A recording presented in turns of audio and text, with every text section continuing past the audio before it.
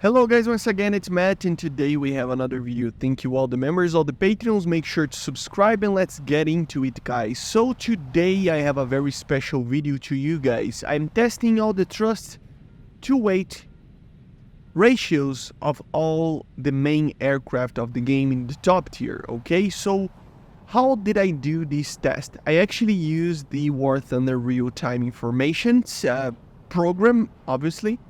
And together with that, I did some testings. So I will explain a little bit later I think it was 5 tests that I did with each of these aircraft. Here we have some footage of me doing some of these stuff. Of course, there are some disclaimers that I need to talk about. First of all, I didn't record every single one of the tests over here. I was testing around and I did record most of it. But the thing is that I actually tried to just do the video as quickly as possible, actually talking while I was doing it. And it ended up having 25 minutes of video and it wasn't like fully testing everything about trust weight. So I redid all the tests, some of them, and I just got a little bit better with it together with just overall trying to short the video as much as possible. So yeah, some of the aircraft that I actually did test, F-16 Block 10, I mean the nets and the normal Block 10, F-16 Block 15, F-16 Block 20, which is the MLU, F-14A, F-14B, MiG-29s, both of them, 912A and the 913, the Yak-141, the MiG-23 MLD, the MiG-21Bs, the Tornado ADV, the J-8F, the Kafir, just for the sake of it, the Mirage 2000-5, and the Vegan. I think those are it, but if I forgot something, it will be on the list afterwards with the results. So yeah, some of the tests that I did over here, I think they're pretty alright. I did normally 2 tests doing the max possible trust to weight that I can. Remember, trust to weight is a very good way to actually take a look on the performance of the aircraft and compare to others. It's a way of actually measuring how agile an aircraft is, accelerating, turning, everything like that. The trust weight has opinion on it, if you will, right? Obviously, it's not the only thing that affects an aircraft.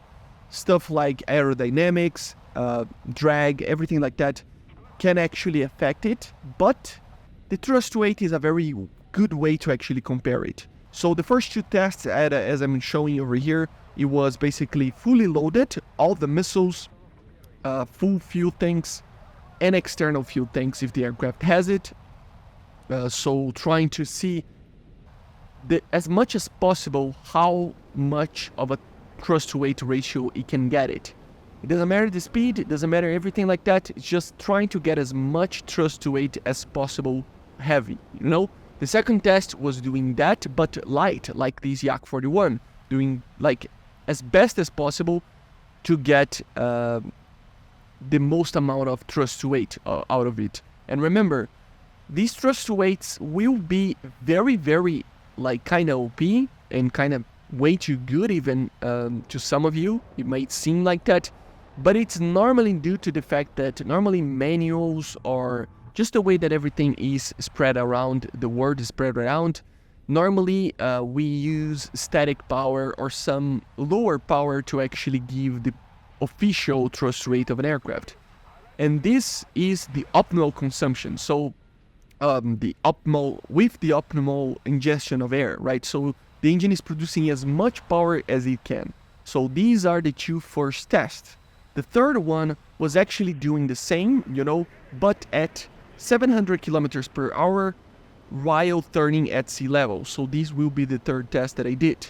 The fourth test is actually just overall medium speeds, so at Mach 0.9 at sea level, how much thrust to weight with full max power does it have? So kind of a medium kind of situation there on speed. And then the last one is climbing, 30 degrees, climbing, accelerating up to Mach 1 at sea level, then going for 30 degrees and measuring at 3 kilometers of altitude. That way we can have, on these 5 tests, we can have 5 very different and distinct things. The first one is overall performance of the aircraft. So if you are running away from everybody or anything like that, how is the thrust weight of an aircraft in that situation? So fully loaded and empty. Then we went for a dogfight situation. Rate fight, pulling as much as you can at 700 kilometers per hour, which is a medium speed for a dogfight. How much thrust weight does it have there? And then we went for a medium speed. So how the thrust weight of an aircraft is in the middle of an acceleration, getting out of a dogfight or something like that. And finally, climbing as well, because climbing will affect a lot of the other stuff, like the way that the air is being ingested and stuff, the temperature, everything like that. And just another minor disclaimer is that there are many things that are just we need to talk about. For example, these tests, they were made in the test flight because War Thunder real-time information doesn't give you thrust weight in normal battle. So I couldn't actually give the same map, the same temperature, everything like that. So there are some minor differences here that might be because of temperature, air density, stuff like that is actually influencing the engine power of the aircraft and changing the thrust to weight, okay? And here, guys, we have the first test. So this is the best possible scenario, the speed that the aircraft needed, right? It doesn't matter which speed it is, it's just I got it there. So if a Kafir, for example, had the best situation for it at Mach 0.99, I was measuring at 0.99. Afterwards, it lost a little bit of power because of the engine that it has, so I put it at Mach 0.99. So the best possible scenario, MiG-29 is like 1.1 something, the best possible scenario, so I put the aircraft there. So each aircraft I'm putting to the limit, the best possible scenario that the aircraft can actually produce the most amount of power, flying as low as possible, so that the most amount of air is inside the engine, and the most power output is going out of it. With 2 weight scenarios, so fully loaded with external fuel tanks if the aircraft had it, and empty low fuel, minimal fuel situations. So you can clearly see that the winner here, the MiG-29 912A, amazing. Obviously 913 a little bit more heavy, ECM, extra fuel as well, a little bit worse, but not by much as well, right up there. And then you can see the F-16s. Very good F-16s, especially when empty. You can see the clear that it is the most amazing aircraft that it gets as close as possible, especially the Block 10 to the MiG-29s in thrust weight when empty, right? But it's not quite there with the MiG-29s. Then we have the Yak-41, and you can clearly see also before that that the Block 15, the Block 20 are a little bit heavier due to the extra antennas and all the extra systems that these 2 aircraft have. So you can clearly see that it's a little bit worse than the Block 10.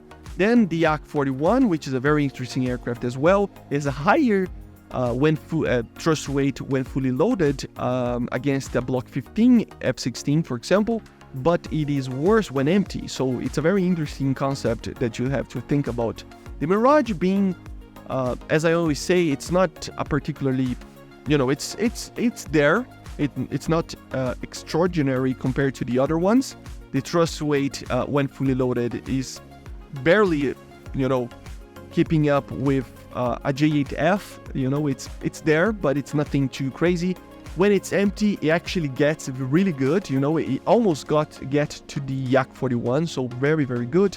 Kafir C7, very light with a very special engine on it, J79 modified for it.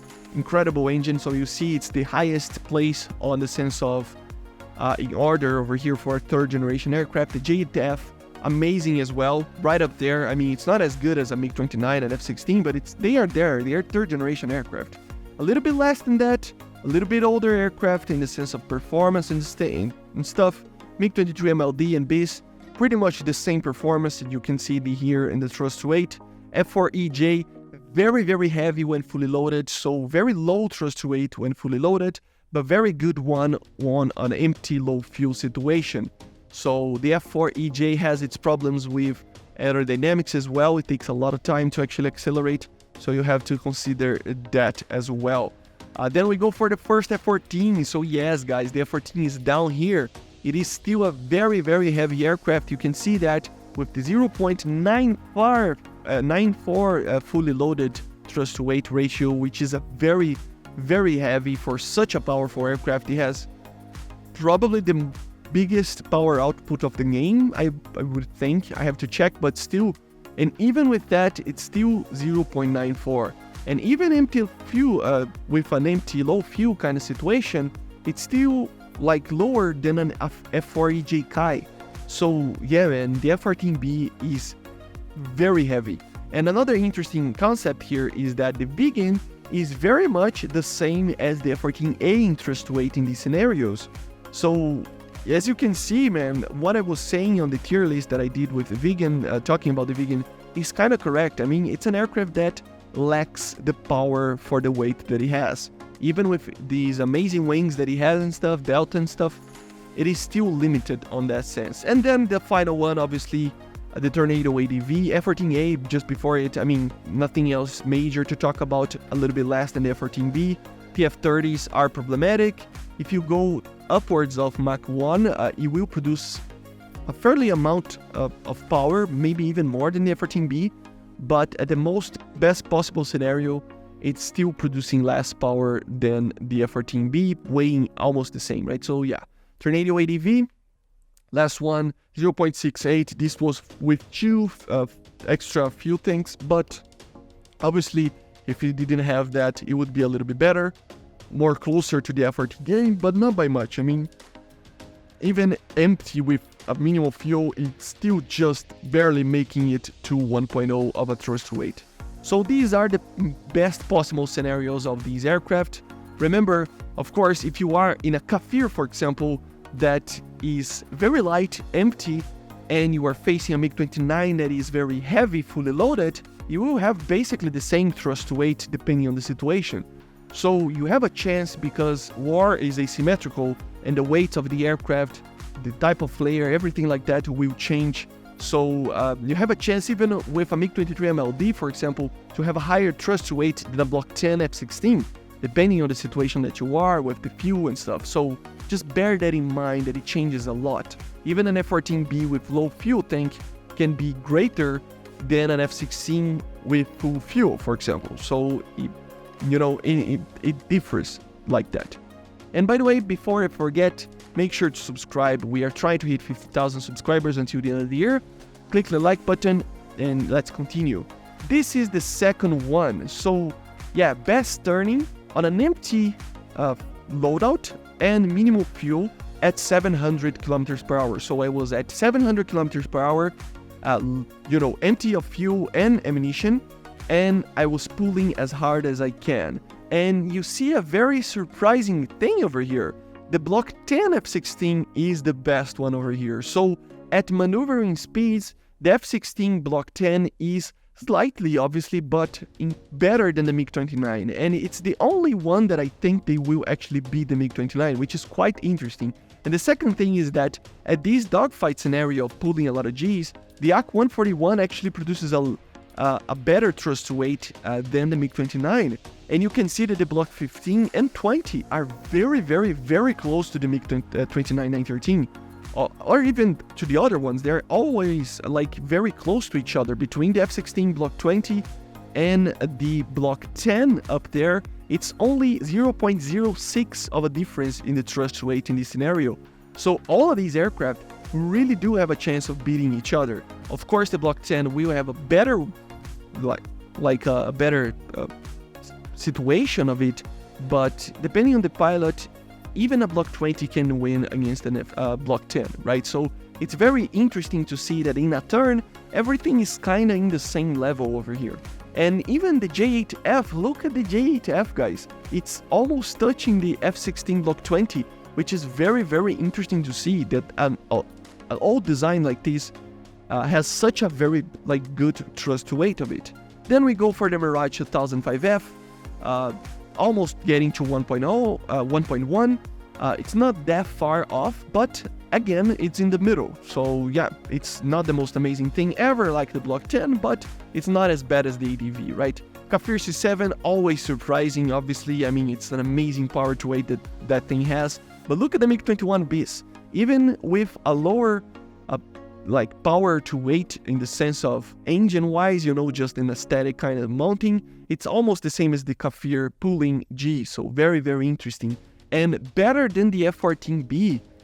And I don't think, I wasn't expecting this, but the F14B is quite good. As you see, it's in the same level as the MiG-21Bs and the MiG-23 MLD, which are both very, very light aircraft. So the power to weight of the F14B is indeed very good, actually turning, right? It's comparable. Obviously, these are third generation aircraft, but they're much lighter than the F14, so it kind of got me by surprise over there. And then, of course, an F4EJ Kai there just being like normal, 0.95, nothing amazing. Vegan being worse than an F4EJ, which is problematic, and then being basically on the same level again as the F14A, guys. So think about this, the Vegan is in the same level of thrust weight as an F14A. This is complicated to think about it. Come on, Jesus Christ. And the Tornado ADV being the worst again. It's just a matter of, how it is. It doesn't mean much because the aircraft is not very good at doing this type of thing anyway, so it's not meant to be doing this. So yeah, kind of ignore it, right? But obviously, all of these aircraft are easier to fly than the Tornado. Then we have the fourth test that we did, Mach 0.9 empty level flight, sea level, empty in the sense of minimal fuel and no missiles as well. And again, we see the MiG-29s on top, but as you see in the middle speed, the F-16s are much, much closer as well. So before we had the optimal situation there for each aircraft, and the MiG-29 at higher speeds, it will just go past it and just keep going, right? But at this specific speed of a normal, getting away of a dogfight situation, the F-16s really are closer, really closer, like much closer to the MiG-29s than before. And a funny thing is that the Yak-41 actually caught it up a little bit with the Block 15 and 20 F-16s, and even getting close to the Block 10. So the Yak-41 is very good on these like mid to high speeds before Mach 1, the Yak-41 is very good. And another surprise, obviously, Kafir C-7, an amazing aircraft, not as quick as the other ones, but it's getting there, so very cool. J8F, always surprising, of course, amazing aircraft. The Mirage, nothing too crazy over here, mid-level over here again, It's still worse than the F-16s and MiG-29s, but it's up there. It's an aircraft that can do a lot of things. Then we go a step down a little bit with the three brothers again, the MiG-21Bs, the F-14B, and the MiG-23 MLD. Very interesting to see the F-14B over here. It shows how much power it has. The engines really put a very good fight on this weight of the Tomcat, and you can see it right here. The MiG-21B is a very light aircraft. The at low altitudes produces more than 90 kilonewtons of power, man.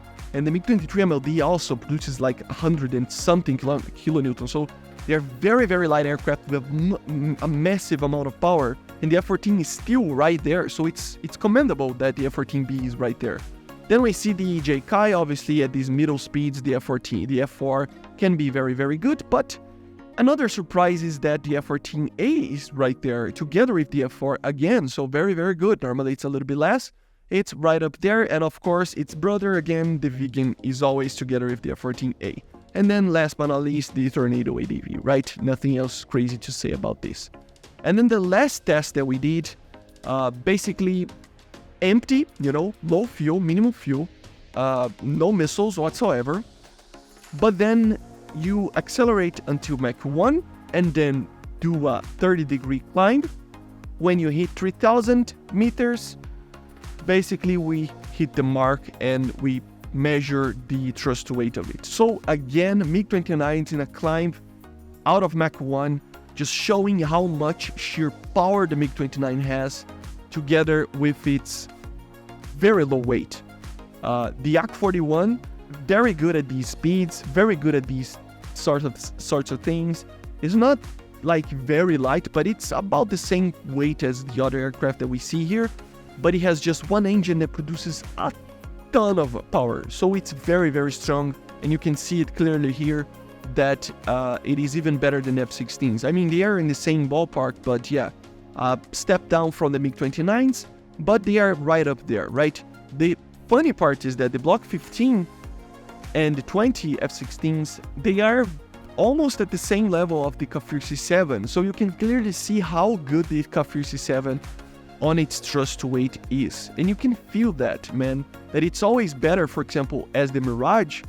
That's the weird part, that the Mirage actually turns better than the Kafir because of its slats, but you will notice that the Kafir can keep it up with the Mirage 2000 because of this, because the thrust to weight of it is so good. So both of these aircraft are very comparable to each other with their own uniqueness because they are delta wings, you know, so it's very cool to actually compare it, and you can clearly see why the Kafir can keep it up, even with the Mirage having a better wing design and just slats and just a better aircraft overall, just with sheer power, which is commendable by the Kafir C7. F-14B surprising us very, very well over here. I mean, it was always down there, right? And the F-14B being better than the J8F and the Mirage 2000 on the same level, but yes, beating it a little bit. So yeah, the F-14B, yeah, congratulations as well, with very, very good performance. MiG-21 base and MLD being the same level again, and here you can see the clear difference between the F-14B Tomcat and these two. Now it's where the F-14 shines, being in a vertical climb against these two aircraft, which is very weird. And the F-14A showing that he has a ton of potential as well right there. You see being on the same level as the MiG-21Bs and MiG-23 MLD. So this is where these F-14 actually shines, which is quite odd to say the least. So the aerodynamics are so good that it makes the aircraft have a very good power to weight and continue to have a very good speed during the climb to actually have a very good air intake, and together with that, having a very good thrust to weight. So very, very interesting. And then of course, right up there, Vegan and Kai again. I mean, yeah, nothing else crazy to say about these. And last but not least, again, the Tornado ADV. So you can clearly see, you can have some discussions over here that the MiG-29 overall has always the option of running away. Basically, you always have that option. While you are turning, you have very small, lack of power. It's very, very small. It's 0.01 of difference to the Block 10. With the 912A, right? So I think you can clearly see that the MiG-29 overall has the advantage because it can actually choose when to, flee and actually choose to actually fight or not. While the F-16, once you actually commit with an aircraft in a dogfight, you will have the advantage if it is the Block 10.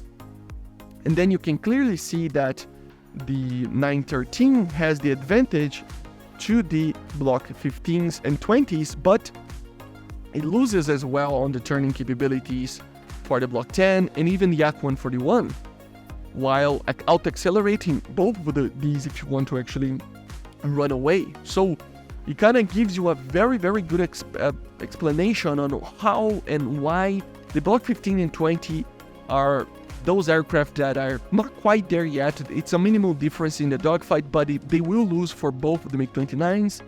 But then the Block 10 will actually win against the 913 MiG-29, but lose in the acceleration, and the Block 10 will win against the 912 very, very marginally, so depends on the pilot, and lose on the acceleration running away as well. Another conclusion is that the Kafir is amazing, one of the best, right up there with all the scenarios that we did, so the thrust rate on that thing is amazing. While turning, very similar to the Mirage 2000 as you saw, so very interesting to see that. J8F, another commendable performance, but just right up there being a very old type design. MiG-21Bs and 23s, I mean the MLD, nothing too crazy to say about them. F4EJ, the F-14 showing their weight, very heavy aircraft, the Vegan as well, but the F-14s having a very good climb rate, probably due to the aerodynamics and maintaining a very good speed and having very low drag on the climb. And the Tornado showing that is the worst aircraft of them all over in these higher tiers. It's just a problematic aircraft in the sense of dogfights and performance overall. So yeah, was kind of obvious, right? But anyway, guys, this was it. Let me know in the comments what you think about this. I'll probably be posting these images so that you can save them on the Discord, so hop in on there. Sorry for the long video. Hopefully you have enjoyed and you stayed until the end. And I see you guys on the next one. So subscribe and bye, guys. See you.